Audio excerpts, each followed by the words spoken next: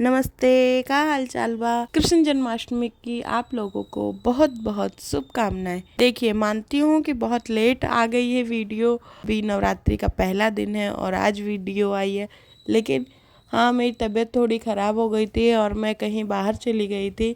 उसकी वीडियो भी बहुत जल्दी आप लोगों के पास आएगी। मेरे चैनल को लाइक कर लो, शेयर कर दो, कमेंट कर दो, सब्सक्राइब कर लो और देखते हैं चलो कि मैंने क्या क्या किया जन्माष्टमी के दिन।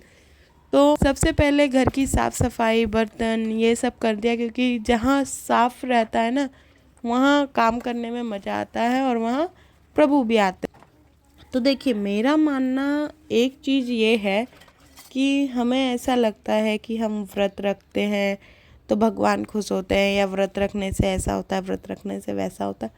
मेरी ख्याल से कि व्रत एक मिथ है। पहले के टाइम में जो लोग कहते थे कि उन्होंने व्रत रखा था, उन्होंने व्रत कैसे रखा था, ये तरीका मेरे को थोड़ा सा अलग लगता है, क्योंकि मेरे हिसाब से वो प्रभु की भक्ति में इतने लीन हो गए थे, इतने लीन हो गए थे कि उन्हें खाने का, पीने का या फिर अपनी निजी ज़िंदगी से कोई मतलब नहीं रह गया था। इस तरह वो भूखे प्यासे थे।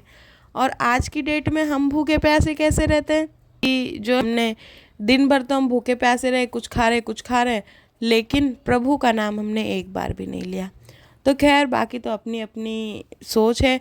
मैंने यहाँ बनाई है मखाने की खीर और छोले चावल, पूड़ी, आलू की सब्जी। सब कुछ सात्विक भोजन था। किसी में भी प्याज लहसुन ऐड नहीं था, लेकिन कहते हैं ना, प्रसाद बहुत स्वादिष्ट बनता है। तो यहाँ भी प्रसाद बहुत स्वाद बना था। और यहाँ माखन मिश्री रखी थी मैंने।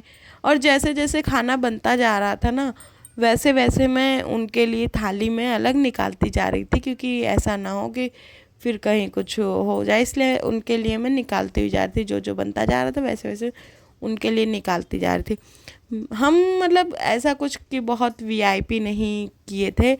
कुछ लोग आए थे, कुछ लोगों के साथ सेलिब्रेट किया था हमने, जिसमें हमारे एक दोस्त थे, हमारी एक फ्रेंड आई हुई थी अपने बेबी के साथ, और मेरी मम्मी आ गई थी।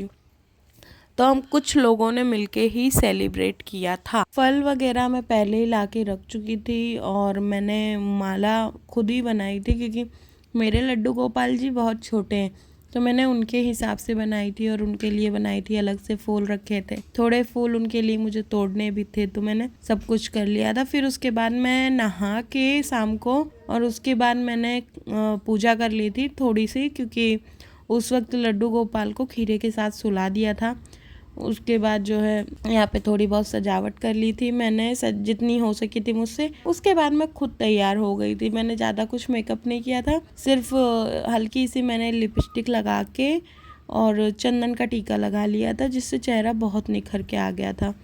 और यहाँ फिर मैंने अपनी फ्रेंड के बेटे को यहाँ पे मैंने कृष्णा बना दिया था, वो भी बहुत प्यारा लग रहा था। और यहाँ देखो, ये मेरे छोटे छोटे लड्डू गोपाल कितने प्यारे लग रहे, कितने सुंदर लग रहे हैं ना। फिर उसके बाद क्या हुआ, उसके बाद जन्माष्टमी में मनाया मैंने, उनको उठाया, आरती वगैरह की।